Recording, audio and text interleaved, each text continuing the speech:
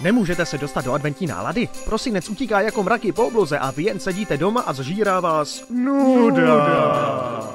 Určitě jste ale někde zahlédli tento plakát. Ano, správně, s adventem se každoročně pojí naše chrámové koncerty. Tak neseďte doma a pojďte za námi. Kam?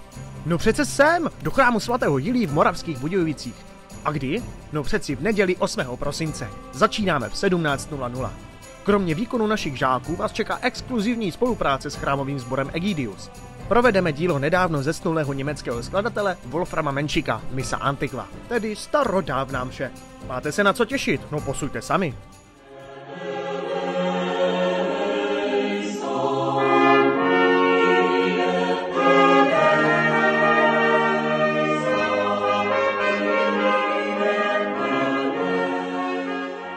O týden později se konáme i v Jemnici v chrámu svatého Stanislava. Kdyže? No přece v neděli 15. prosince, ale tentokrát již ve 4 odpoledne. Neváhejte se k nám tedy na těchto koncertech připojit. Hudba rozradostňuje duši a díky ní se stane váš advent kompletní. Zuš Moravské Budějovice.